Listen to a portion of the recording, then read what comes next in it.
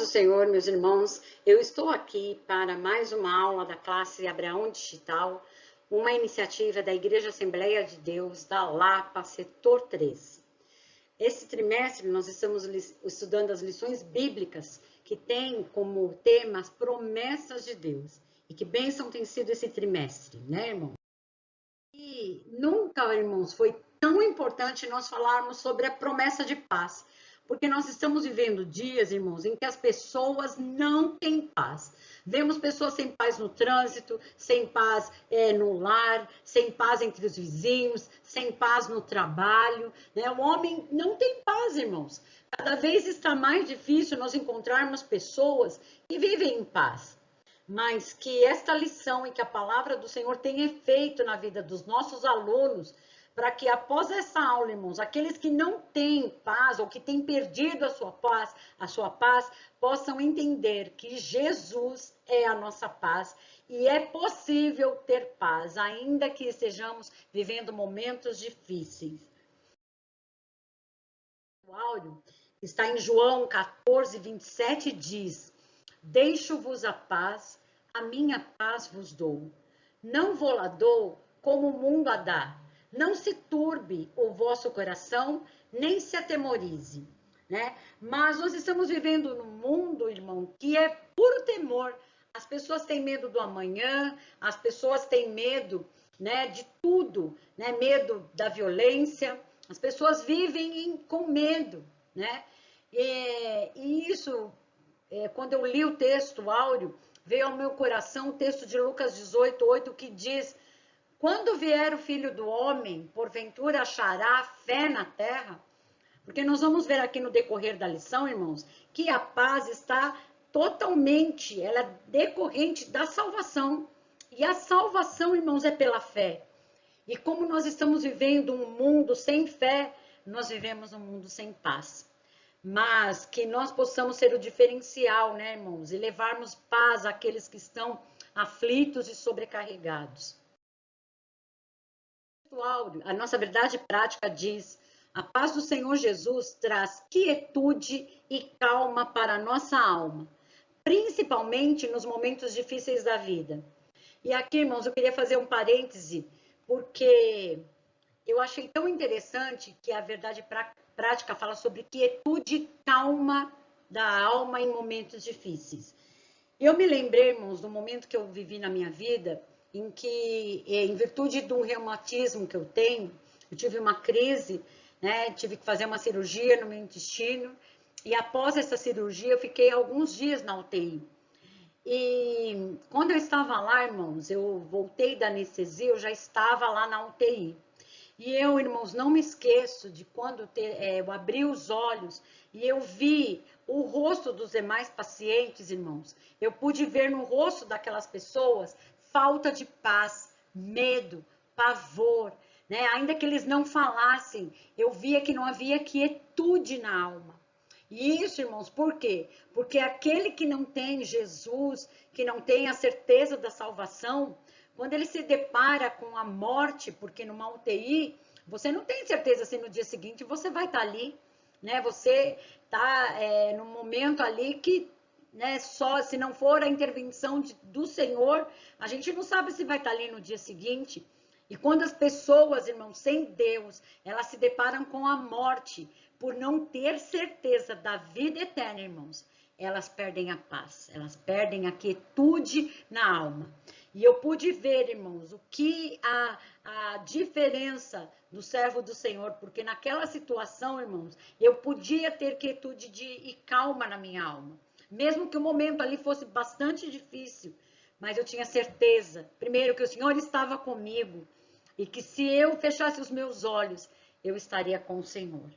E essa, irmã, é a maior certeza e é o que nos pode dar paz, porque nós sabemos que o Senhor está conosco todos os dias. E ainda que nós possamos nos deparar com a morte, ao fecharmos os nossos olhos, nós estaremos com o Senhor. Glórias a Deus. Mas é importante, irmãos, antes de nós entrarmos na lição, nós passarmos para os nossos alunos o conceito de paz. E eu trouxe aqui o significado de paz no dicionário, que diz: estado de um país que não está em guerra, tranquilidade pública, repouso, silêncio, tranquilidade da alma, união, concórdia nas famílias, sossego. Irmãos, será que paz é somente, irmãos, ausência de guerra, né? Ou ausência de tribulação? Será que é só isso, é paz, né?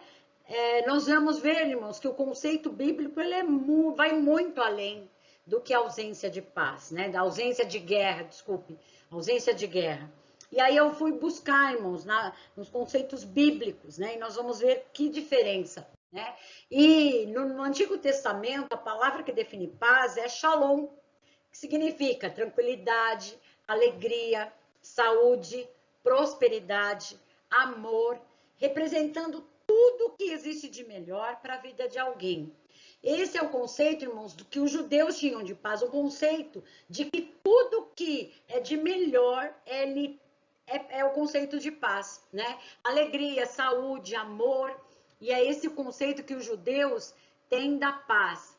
Mas nós vamos ver que no Novo Testamento, a palavra que define paz é eirene, que significa tranquilidade, harmonia, serenidade, e biblicamente representa a perfeita paz de Deus.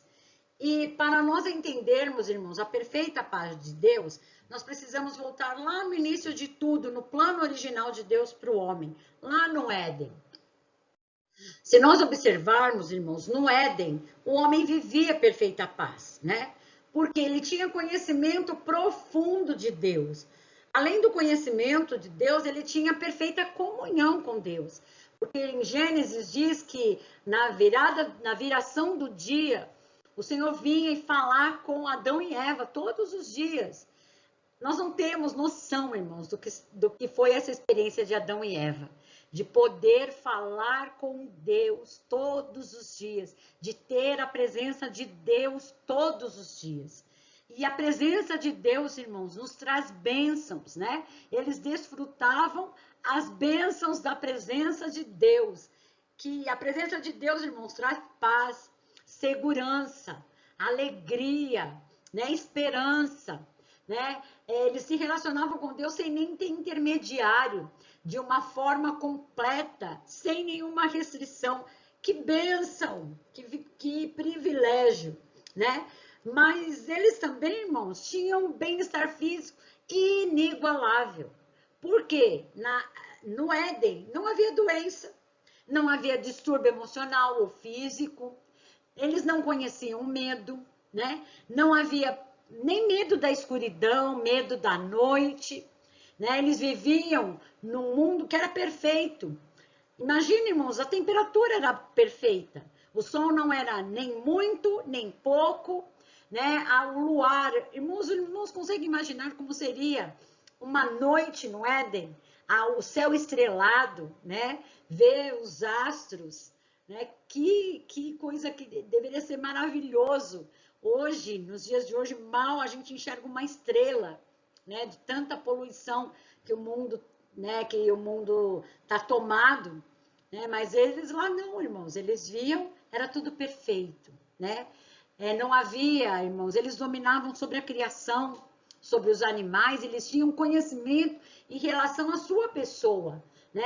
Deus os colocou sobre toda a criação, né? Eles dominavam os animais não faziam mal nenhum, viviam perfeitamente.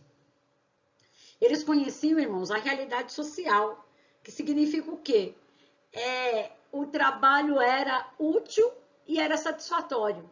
Imagina, irmãos, tudo que plantar produzir, sem erva daninha, né? Sem ter que usar agrotóxico, né, irmãos? A gente não tem noção. E o mais interessante, sem se fadigar, sem se cansar. Irmãos, você consegue imaginar trabalhar a semana inteira sem cansar? Ou um dia só sem cansar? Era isso que Adão e Eva viviam no Éden. Irmãos, era perfeita a paz. Tudo estava perfeito, né? Mas a perfeição do Éden foi quebrada. Quando o homem deu crédito mais à voz do inimigo do que a voz de Deus. E o pecado, irmãos, trouxe o transtorno total para o homem. E aí, depois da queda no Éden, eles conheceram que estavam nus. Até porque, irmãos, antes essa condição não causava constrangimento. Mas a partir do pecado, né, eles se constrangeram por estar nus, né? Eles conheceram o medo, irmãos. Perderam a paz perfeita, né? Aí o medo, conheceram o medo. Perderam a autoridade sobre a criação. Agora não tinha mais o domínio sobre os animais. Tudo passou, né? Os predadores passaram a ser uma ameaça, né? Conheceram a desarmonia. Por quê, irmãos? O pecado trouxe alteração na parte física e emocional. Imagine que a mulher, irmão, passou a conhecer a dor. E a dor acentuada no momento do parto, né? Uma desarmonia, né? Conheceram a maldição da terra. O trabalho passou a ser penoso, fatigante, passou a ter erva daninha, né? Abrolhos, né, irmãos? A terra foi amaldiçoada. E o pior, irmãos, perderam a comunhão com Deus e a vida eterna e passaram a conhecer a morte física. Então, irmãos, aí deu para entender o que foi perder a perfeita paz, né? Por conta do pecado, o homem perdeu isso. Mas, irmãos, Deus, mesmo lá no Éden, já tinha providenciado, né? A solução, né? Que viria, né? Prometeu que da semente da mulher viria aquele que esmagaria a cabeça da serpente. E aí Isaías vai dizer que ele é o príncipe da paz. Porque, irmãos, através da salvação, e somente através da salvação, através de Jesus, o homem pode restabelecer a perfeita paz que foi tirada pelo pecado, que foi tirada, né, pela queda no Éden. E aí, irmãos, a perfeita paz é só em Deus. Por isso, irmãos, que nós dizemos, irmãos, que a paz do mundo é ilusória, né? É enganosa. Por quê? Porque o homem sem Deus, irmãos, não é completo. O homem é formado de corpo, alma e espírito. E o espírito, irmãos, só é preenchido por Deus. E aqui a gente fala que o mundo tem uma paz enganosa, por quê? O homem, por sentir esse vazio de Deus, ele vai buscar a paz, irmãos, nos falsos prazeres, nos entretenimentos, no lazer, né? Mas muitos deles estão baseados nos vícios, na prostituição, em atos pecaminosos.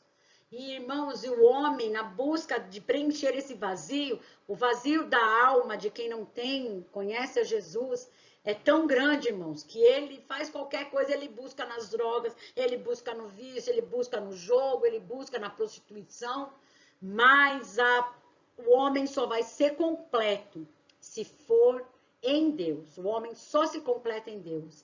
E aqui, como Efésios 2, 3 a 5 diz, entre os quais todos nós também antes andávamos nos desejos da nossa carne, fazendo a vontade da carne e dos pensamentos.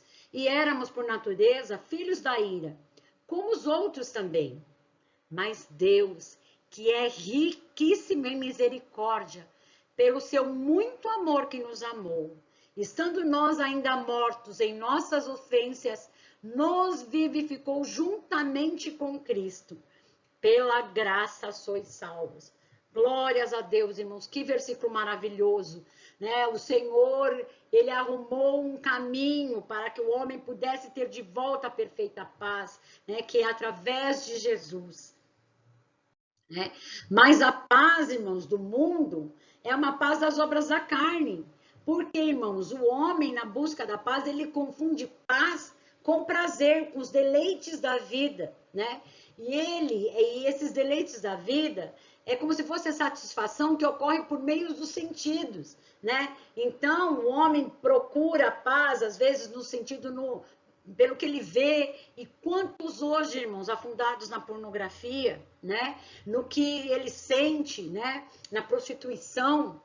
E a gente vê aqui o versículo de Gálatas 5, 19 a 21, que fala das obras da carne, né? Porque as obras da carne são manifestas, quais são? Adultério, fornicação, impureza, lascívia, idolatria, feitiçaria, inimizades, porfias, emulações, iras, pelejas, dissensões, heresias, invejas, homicídios, bebedices, glutonarias e coisas semelhantes a essas, das quais vos declaro, como antes já vos disse, que os que cometem tais coisas não herdarão o reino dos céus. Mas essa paz que o mundo está oferecendo, né? E aqui, irmãos, a gente vê que é uma falsa paz, porque no fundo só traz a discórdia. Quantos lares estão sendo desfeitos, né? Por falta do homem, dessa busca do homem na falsa paz. E é uma falsa paz, né? Por que eu digo, irmãos, que é uma falsa paz? Porque se o homem vive na vontade do maligno, em meio ao pecado, irmãos, é impossível o homem ter paz. E aqui 1 João 5,19 diz, sabemos que somos de Deus e que todo mundo está no maligno. E se todo mundo está no maligno, irmãos, o maligno não traz a paz. Por isso, irmãos, que é a falsa paz, né? Buscam em prazeres desenfreados, mas é só em Jesus. E é por isso, irmãos, que a gente vê um alto índice, irmãos, de pessoas com ansiedade, depressão, tentativa de suicídio, e que isso tem aumentado cada vez mais, porque também tem aumentado o pecado, né? E isso tudo, irmãos, é consequência do pecado. Mas se a lição terminasse aqui, irmãos, como seria triste, né? A gente até seria uma tristeza. Mas, irmãos, o Senhor, né, preparou através de Cristo a obra redentora para nos dar novamente a paz. Glórias a Deus. E aí, irmãos, nós vemos a paz que Jesus prometeu.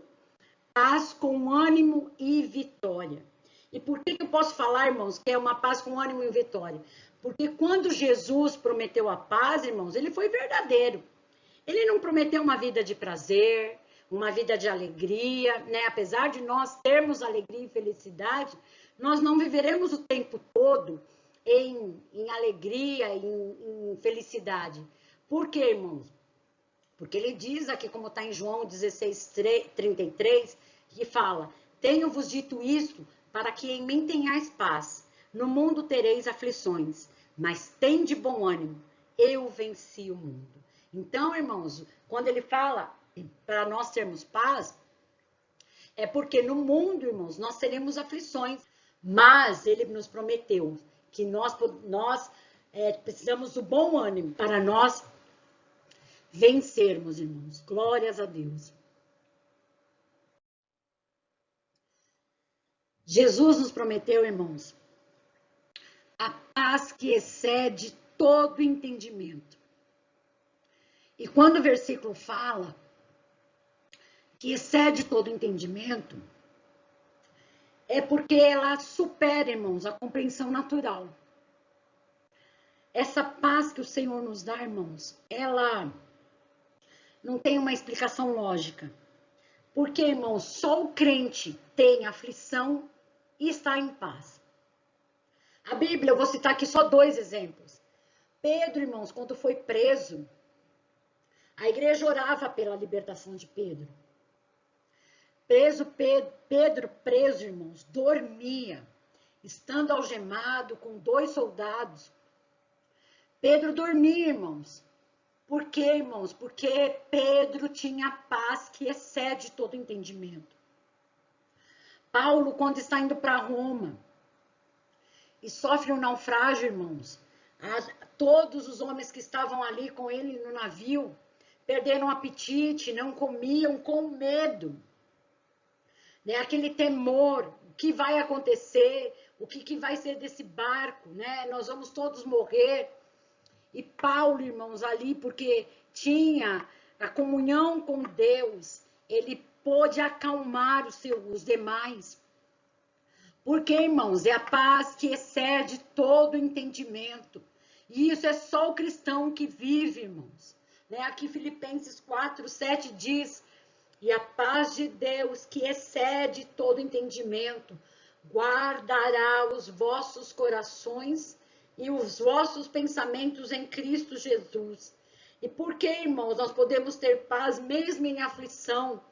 Porque o nosso coração, o nosso pensamento, tem uma tradução que fala, os vossos sentimentos, eles são guardados em Jesus. Oh, aleluias. João 14:27 diz: deixo-vos a paz, a minha paz vos dou, não vou-la dou como o mundo a dá. Não se turbe o vosso coração, nem se atemorize. Oh, irmãos, nós estamos vivendo dias, irmãos, em que nunca foi tão importante, irmãos, falarmos sobre paz. Que eu, você, os nossos alunos, possamos ser, irmãos, aqueles que trazem paz no ambiente que pisar a planta dos nossos pés, irmãos. Que seja um ambiente de paz, né? E a paz que Jesus prometeu, irmãos, é a grandiosa paz. Ela é muito mais elevada, ela é completa, ela é profunda. Ela é, irmãos, aquela que invade a nossa alma. E é uma coisa tão inexplicável, irmãos. Como quando a gente tem fé que o Senhor está conosco, irmãos. A gente não tem temor, né? A gente tem a certeza de que vai dar tudo certo. O Senhor está conosco. E essa certeza invade a nossa alma e nos dá paz, né? E, irmãos, eu queria aqui, indo para o encerramento aqui das minhas palavras, dizer, né, irmãos, que nós precisamos viver em paz. Aqui, segundo Coríntios 13:11 diz: quanto mais, irmãos, regozijai-vos, sede perfeitos, sede consolados, sede de um mesmo parecer, vivei em paz, e o Deus de amor e de paz será convosco. Irmãos, viver em paz é uma decisão que cabe a mim e a você. Porque, irmãos, a paz é o fruto do Espírito também. E para nós vivermos em paz, irmãos, nós precisamos da ajuda do Espírito Santo. Mas o Espírito Santo foi derramado e foi dado a todos. Então, irmãos, é o Espírito Santo que nos ajuda nas nossas fraquezas. É o Espírito Santo que nos vai dar o domínio próprio, que nos vai dar a temperança, que vai nos dar o autocontrole, né, irmãos? Para que nós não venhamos a perder a nossa paz, né? E por isso, irmãos, viver em paz depende de mim e de você, da nossa busca no Espírito Santo. Glórias a Deus. Irmãos, nós também precisamos ser pacificadores. Por quê? Você quer ser feliz? Seja um pacificador. Mateus 5:9 fala que bem-aventurados, felizes os pacificadores, porque eles serão chamados filhos de Deus. E aí eu queria que você fizesse uma pergunta para os seus alunos. Por onde você passa? Fica um ambiente de paz ou um ambiente de discórdia? Que nessa aula, irmãos, você possa sair como um agente de paz, um pacificador, que o seu Espírito Santo, se você não tem sido uma pessoa pacificadora, que o Espírito Santo haja na sua vida, mude o que precise ser mudado, para que você seja um pacificador. E a paz de Deus domina o nosso coração. Colossenses 3:15 diz: e a paz de Deus, para a qual também fostes chamados em um corpo, domine em vossos corações e sede agradecidos. Nós precisamos deixar, irmãos, que o Senhor Jesus domine toda a nossa vida, né? Domine a nossa vida por completo. Faça essa experiência, coloque a sua vida por completo nas mãos do Senhor e se deixe dominar por Ele. Você vai viver a verdadeira paz. E a paz e a santificação devem andar juntas. Hebreus 12:14 diz: segui a paz com todos e a santificação, sem a qual ninguém verá o Senhor. Né, irmãos? Eu já vi pessoas que se santificam, vivem se santificando, mas não tem paz dentro de casa, com seus irmãos, com seus filhos, né? mas estão buscando a santificação, deixando de lado a paz. Irmãos, a paz e a santificação andam de mãos dadas. E não se esqueça, sem paz, também você não verá o Senhor.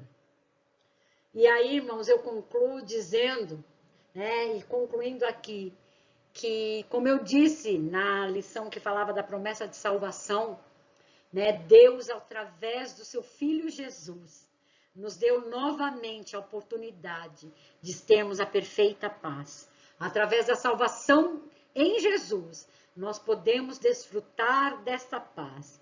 Mas para desfrutar dessa paz, você precisa se submeter à palavra do Senhor. Se não estivermos em Deus, nós jamais teremos a verdadeira paz. Pois Jesus é o príncipe da paz.